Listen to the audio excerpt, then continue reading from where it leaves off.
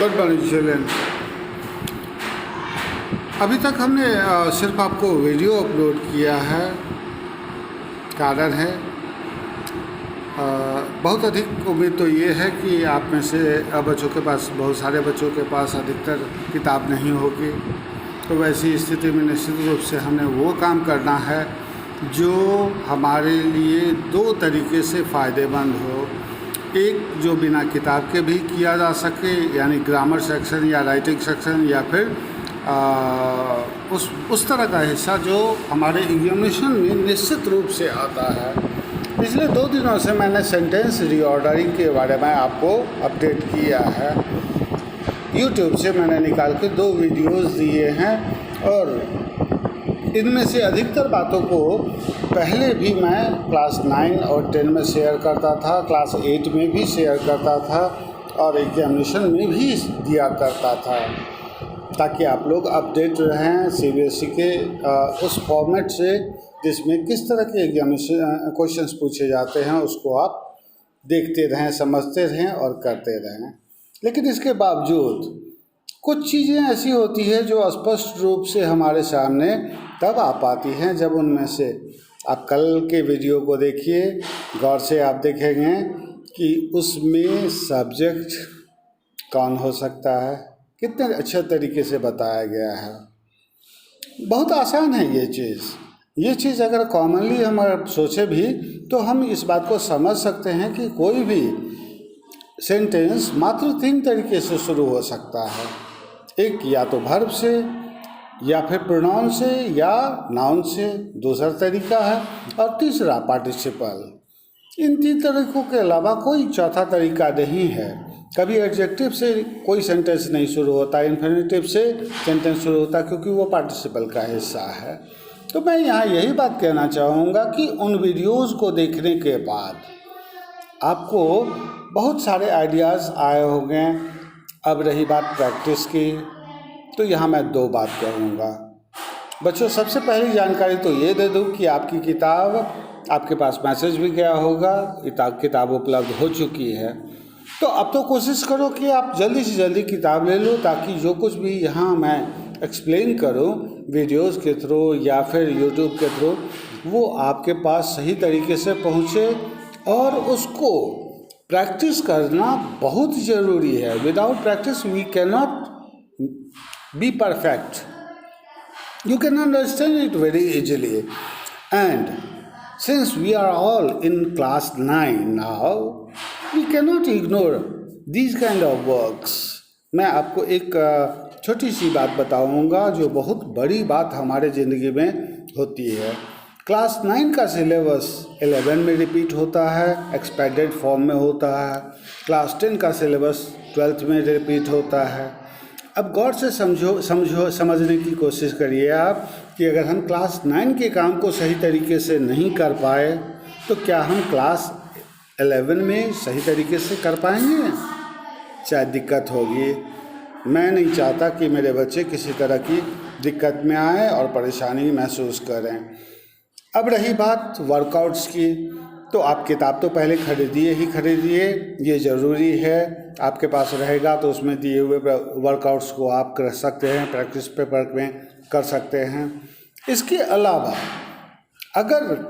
जब तक आप किताब नहीं लेते हैं, तब तक के लिए मैं आपको एक तरीका बताता हूँ। आप सबसे पहले तो कुछ सेंटेंसेस को सेलेक्ट कर लें और उसके वर्ड्स को यूं ही आप स्लैश डालकर उलट पुलट कर आप उसको लिख लें। ठीक है? लिखने के बाद आप उसको लगातार लिखते चले जाएं, उसको सॉल्यूशन उस समय मत करें। उसके बाद आप फिर जब 10 के आसपास आप इकट्ठा कर लेते हैं तो फिर आप पलटें। तब तक आपको वो सेंटेंस का स्ट्रक्चर ध्यान में शायद ना रहे। आप उसके बाद फिर एक बार वैसे ही अरेंज करने की कोशिश कीजिए। लेकिन एक बात ज़रूर ध्यान रखिएगा, जो पिछले वीडियोज़ में भी आपको बताया गया होगा, नंबर ऑफ वर्ड्स सभी ज़रूर इस्तेमाल होने चाहिए और इस तरीके से इस्तेमाल होने चाहिए कि वो सेंसिबल मीनिंग रखता हो। अगर सेंसिबल मीनिंग नहीं निकलता तो वैसी स्थिति में उस सेंटेंस को हम मीनिंगफुल नहीं कह सकते. That can not be said as a sentence, recognized as a sentence. First thing. Second thing, generally punctuation जब इस तरह का काम दिया जाता है तो उसमें पंक्चुएशन मार्क्स नहीं दिया जाता है. अब आप जानते हो कि सेंटेंस के 4 या 5 ऑप्टेटिव को भी साथ ले ले तो 5 प्रकार का हो जाता है. तो ये चारों पांचों प्रकार में से कौन से प्रकार का सेंटेंस आपने फॉर्म किया है, सेंसिबल है, और उसके बाद at the end of the sentence हम पंक्चुएशन मार्क्स को डालना बिल्कुल नहीं भूलें. अगर ये काम भूल जाते हैं तो वैसी स्थिति में आपका काम अधूरा रह जाता है, हमारा काम अधूरा रह जाता है. हम सही तरीके से उस काम को अर्ज नहीं कर रहे होते हैं और जो काम सही तरीके से नहीं हुआ रहता है उसका सिर्फ अटेम्प्ट का मार्क्स मिलेगा, कभी उसका फुल मार्क्स नहीं मिलेगा. मैं नहीं चाहता कि मेरे बच्चे किसी भी छोटी छोटी गलतियों की वजह से इस तरह का काम कर लॉस में जाएं. मेरे प्यारे बच्चों, we have started preparing for class 10 and that is your first dignitary certificate that you will get after the examination. जो आप एग्जामिनेशन में लिखोगे, जितने शानदार तरीके से लिखोगे उतने शानदार रिजल्ट आपके होंगे.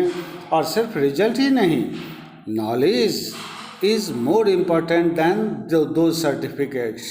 तो हमें नॉलेज के लिए भी ये काम करना है. I hope you are understanding my points. And one more thing that I would like to point out. You kids, yes, I know all kids like to play, come out of the house and join their friends. But my dear, this is the time when we are fighting with a very vital virus, COVID-19. Please, be safe so that we can meet each other after the school lockdown. After the lockdown period is over and when the school reopens.